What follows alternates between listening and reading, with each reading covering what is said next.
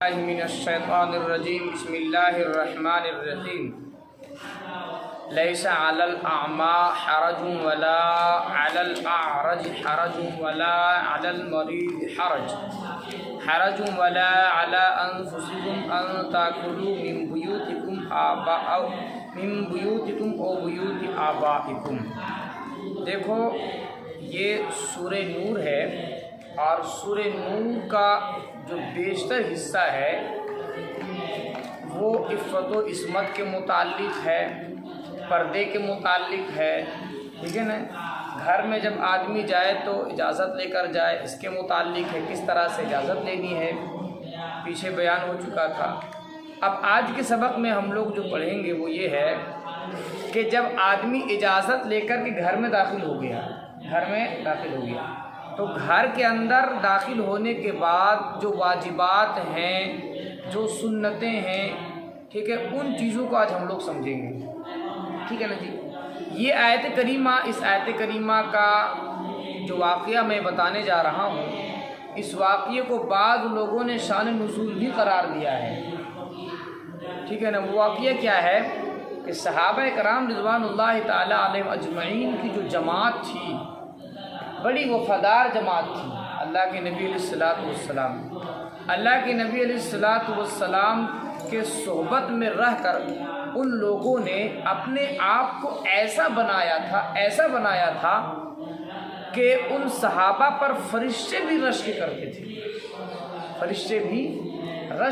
تھے، چھوٹی غلطی بھی جو ہے ان سے عام طور سے نہیں ہوا کرتی تھی، جان بوجھ کر کے وہ لوگ نہیں کرتے تھے۔ اب انسان ہے، غلطی تو ہوگی ہی، گناہ سے بالکل بچنے کے ہر ممکن کوشش کیا کرتے تھے۔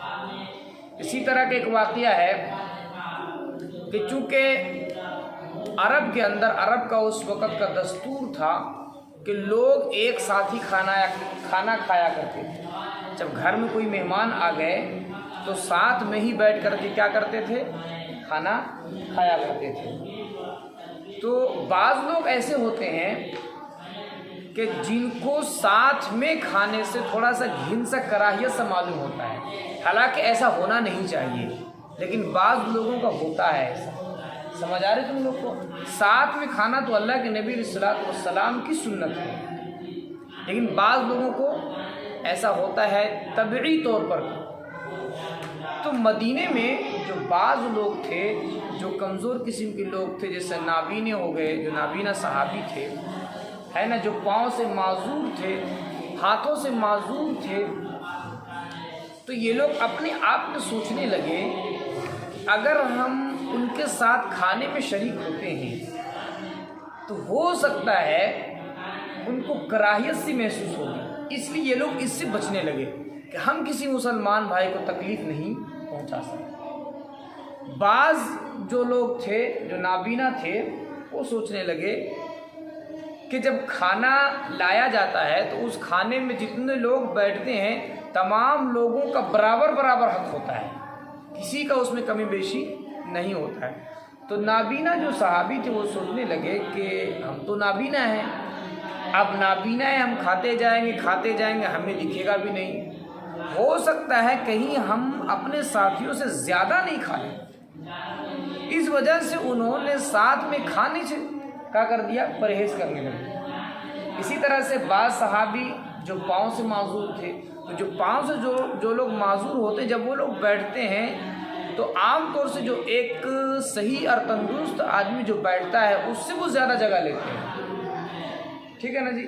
تو وہ سوچنے لگے کہ میں جاؤں گا، بیٹھوں گا تو میں زیادہ جگہ لے لوں گا، اس لیے لوگوں کو تکلیف ہوگی، اس لیے وہ بھی کیا کرنے لگے، بچنے لگے۔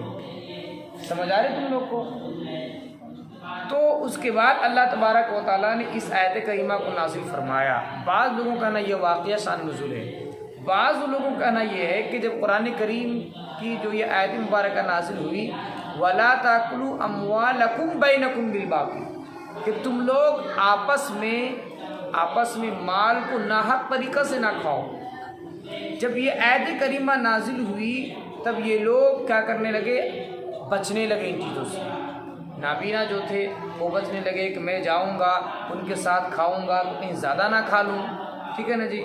اور جو پاؤں سے معذور تھے وہ سوچنے لگے میں جاؤں گا تو جگہ لے لوں گا زیادہ، لوگوں کی تکلیف ہوگی، اس طرح کی بات ہے۔ اسی طرح سے مدینہ کے اندر تمام صحابہ کی یہ خواہش ہوتی تھی کہ ہم جائیں اللہ کے نبی علیہ الصلوۃ والسلام کے ساتھ جہاد میں، ان کے ساتھ ہم لوگ شریک ہو کر جائیں، اور لوگ جایا کرتے تھے۔ جب مدینہ کے تمام لوگ جو ہے وہ نکل جایا کرتے تھے جہاد کے لیے، تو مدینہ میں کون لوگ رہتے تھے؟ کمزور لوگ رہتے تھے، کمزور لوگ رہتے تھے، جو نابینا ہیں یا جو پاؤں سے معذور ہے، ہاتھ سے معذور، ایسے لوگ جو مدینہ بچ جایا کرتے تھے۔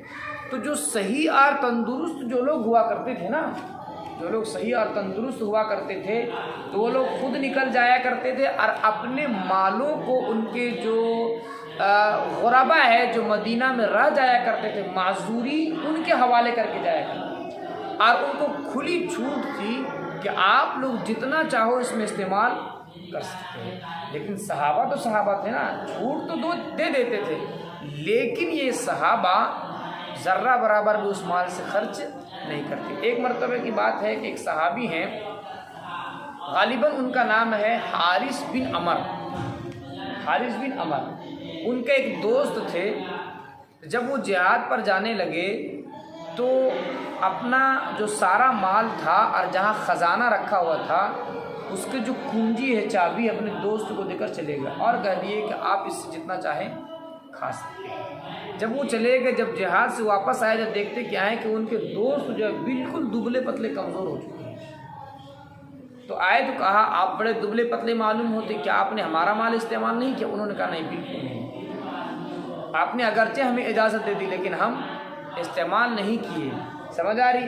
جب صحابہ اتنا بچتے تھے، اللہ تبارک و تعالیٰ نے اس آیت کریمہ کو نازل فرما دیا۔ کا دیکھو بات یہ ہے کہ ساتھ میں کھانے سے کوئی حرج نہیں ہے، اس طرح کی چیزیں ہو سکتی ہیں، سمجھ رہے ہو نا، ساتھ میں کھانے کے بعد کمی بیشی ہو سکتی ہے، لیکن اس پر جو ہے کوئی قیامت کے دن تم سے مواخذہ، تم سے کوئی پکڑ نہیں ہوگا۔ ایک نابینا آدمی ساتھ مل کر کھانا کھا رہا ہے، وہ زیادہ عام طور سے کھا سکتا ہے، کم بھی کھا سکتا ہے، تو اس سے کوئی حرج کی بات نہیں ہے۔ اسی طرح سے جو اپنے دوست ہیں یا اپنے اعز و اقارب ہیں، جو تمہیں اجازت دے دیں، اس کے مال سے تم بلا جھجک کھا سکتے ہو، جب اجازت مل جائے تب۔ اسی بات کو ترجمہ لیس علی الاعمی حرج ولا علی الاعرج حرج ولا علی المریض حرج۔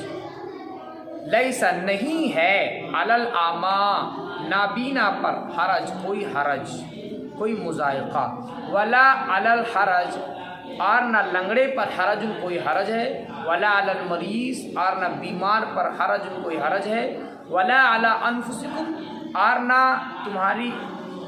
تمہیں اپنے جانوں پر کوئی حرج ہے، ان تاکلوا یہ کہ تم کھاؤ، من بیوتکم اپنے گھروں سے، او بیوت آبائکم یا اپنے باپ کے گھروں سے، او بیوت امہاتکم یا اپنے ماؤں کے گھروں سے، او بیوت اخوانکم یا اپنے بھائیوں کے گھروں سے، او بیوت اخواتکم یا اپنے بہنوں کے گھروں سے، او بیوت اعمامکم یا اپنے چچا کے گھروں سے، او بیوت عماتکم یا اپنے پھوپھی کے گھروں سے، او بیوت یا خوالکم یا اپنے ماموں کے گھروں سے، او بیوت خالاتکم یا اپنے خالہ کے گھروں سے، او ما ملکتم مفاتحہ یا مفاتح کہتے ہیں کنجی، چابی، ٹھیک ہے، تو جن کے گھروں کی چابی، ما ملکتم تم مالک ہو، او صدیقکم یا اپنے دوستوں کے گھروں سے، ان سے تم کیا کر سکتے ہو؟ کھا سکتے ہو جب تمہیں اجازت مل گئی۔ اب اس پر کوئی مضائقہ اور کوئی حرج نہیں ہے۔ لیس علیکم جناح نہیں ہے تم پر کوئی حرج، ان تاکلوا جمیعا یہ کہ تم کھاؤ اکٹھے، او اشتاتا یا الگ الگ، اکٹھے بھی مل کر کے کھاؤ، تمام کے تمام ایک ہی برتن میں، ٹھیک ہے نا جی۔ اب کمی بیشی اگر کھانے میں ہو جائے تو اس سے ڈرنے کی ضرورت نہیں ہے، دیکھو صحابہ کتنے خیال رکھتے تھے۔ اس لیے ہونا یہی چاہیے، جب کوئی ایسی چیز مل جائے جس سے مل کر بانٹ کر کے کھانا ہے تو کوشش یہ کرنی چاہیے ہم کم کھائیں۔ جب ساتھ بیٹھ کر کھاؤ تو کوشش یہی کرنی چاہیے کہ ہم کم کھائیں، ہم کم کھائیں، لیکن آج کل ہوتا یہ نہیں ہے، لوگ بیٹھتے ہیں تو صرف تھوڑا سا ہم زیادہ کھانے لگے، ٹھیک ہے نا جی، اسی کو کہا تم پر کوئی حرج نہیں کہ تم کھاؤ جمیعاً تمام کے تمام، او اشتاتاً یا الگ الگ۔ فَإِذَا دَخَلْتُمْ بُيُوتًا، پر جب تم داخل ہو گھروں میں، فَسَلِّمُوا، پس سلام کرو، عَلَىٰ أَنفُسِكُمْ، اپنے لوگوں پر، تحیّةً، بطور دعا کے، من عند اللہ، اللہ کی جانب سے ہے، مبارکتاً، برکت کی چیز ہے، طیبتاً، ستھرائی ہے، صاف ہے، ٹھیک ہے نا جی۔ گھروں میں جاؤ تو کیا کرو؟ سلام کرو، یہ دعا ہے، کیا یہ دعا ہے۔ فرمایا کذالک یبین اللہ، اسی طرح اللہ بیان کرتا ہے، لکم الآیات، تمہارے لیے نشانیوں کو، لعلکم تعقلون، تاکہ تم سمجھ سکو۔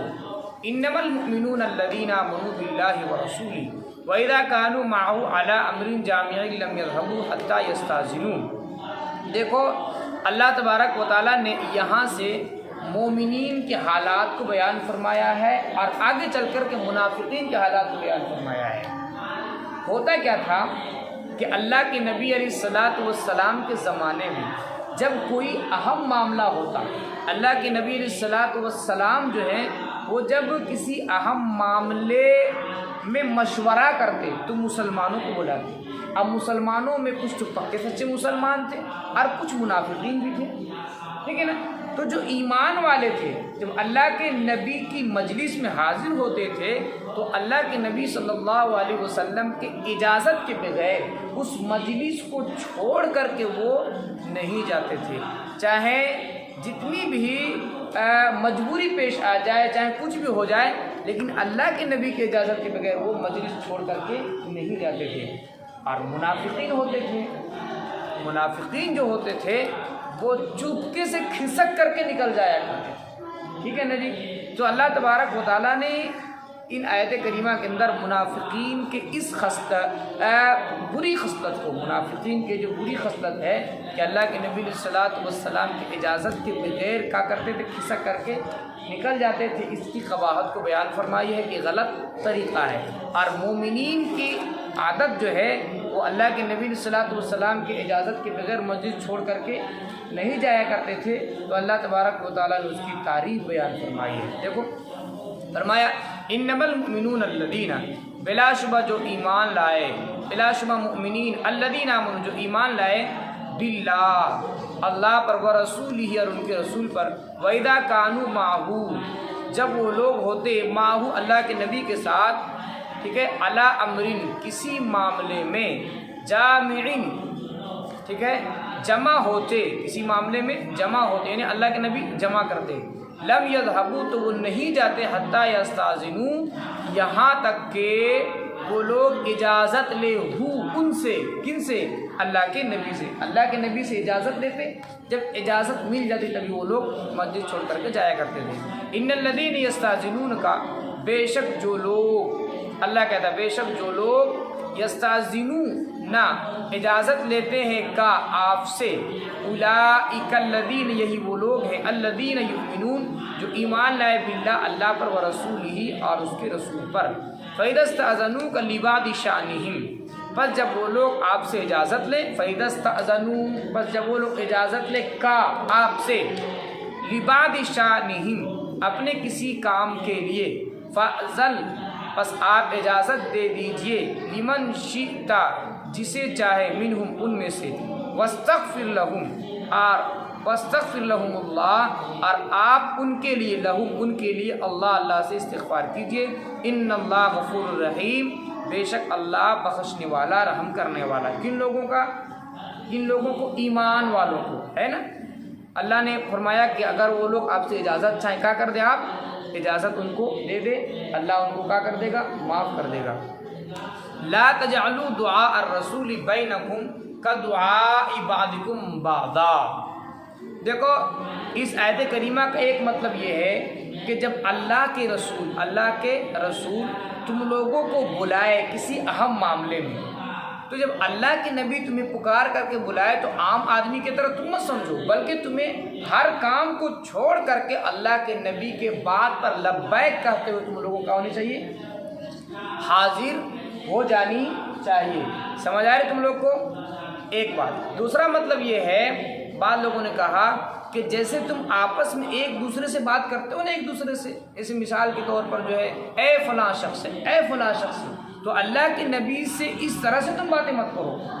جب اللہ کے نبی صلی اللہ علیہ وسلم کو تم کو آواز دینی ہو اس طرح کہو، یا نبی اللہ، یا رسول اللہ، ٹھیک ہے نا جی، اس طرح سے کہو، جس طرح سے تم آپس میں باتیں کرتے ہو اس طرح سے اللہ کے نبی کو آواز دے کر کے مت بلاؤ۔ دو مطلب علماء نے بیان فرمایا ہے۔ دیکھو، لا تجعلوا دعاء الرسول، تم لوگ اللہ کے رسول کے پکارنے کو لا تجعلوا، قرار مت دو آپس میں، کدعائی، جیسا کہ تم لوگ، ٹھیک ہے، کدعائی بعضکم، جیسا کہ تم میں سے بعض کو بعض کو پکارتا ہے، ایسا قرار مت دو، ایسا مت سمجھو۔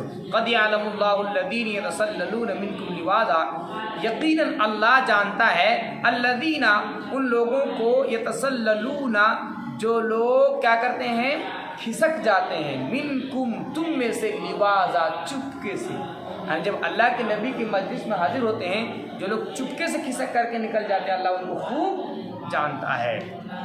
فرمایا فَلْيَحْذَرِ الَّذِينَ، بس چاہیے کہ بچے، الذین، وہ لوگ، یخالفون، جو لوگ مخالفت کرتے ہیں، عن امرہ، ان کے حکم کی، کن کے حکم کی، اللہ کے نبی کے حکم کی مخالفت کرتے ہیں، ان کو بچنا چاہیے۔ کس بات سے بچنا چاہیے؟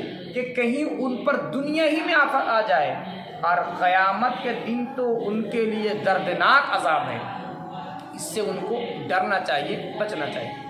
وہی کہا فَلْيَحْذَرِ الَّذِينَ، بس چاہیے کہ بچے وہ لوگ، الَّذِينَ يُخَالِفُونَ عَنْ أَمْرِهِ، جو لوگ مخالفت کرتے ہیں، عن امرہ، اللہ کے حکم کی، ان تصیبہم، یہ کہ پہنچے ان کو، فتنۃ، کوئی آفت، او یصیبہم عذاب علیم، یا ان کو پہنچے دردناک عذاب۔ الا ان للہ ما فی السماوات والارض، کیا نہیں ہے، کیا یہ بات نہیں کہ بے شک اللہ ہی کے لیے ہے، ما، وہ چیزیں جو آسمانوں میں ہیں، والارض، اور زمین میں ہیں۔ قد یعلم ما انتم علیہ، یقیناً وہ جانتا ہے اس حالت کو، ما انتم علیہ، جس پر تم ہو، اللہ سب جانتا ہے کون کس حالت پر ہے، کس کے دل میں ایمان ہے، کس کے دل میں ایمان نہیں ہے، یہ تمام کی تمام باتیں اللہ کو خوب پتہ ہے۔ وَيَوْمَ يُرْجَعُونَ إِلَيْهِ فَيُنَبِّئُهُم بِمَا عَمِلُوا وَاللَّهُ بِكُلِّ شَيْءٍ عَلِيمٌ، اور جس دن وہ لوٹائے جائیں گے، الیہ، اس کی طرف، یعنی اللہ کی طرف، فَيُنَبِّئُهُم، تو وہ ان کو بتا دے گا، بما، ان کے وہ اعمال، عملو، جو انہوں نے کیا، واللہ بکل شیء علیم، اور اللہ ہر چیز کو جاننے والا ہے۔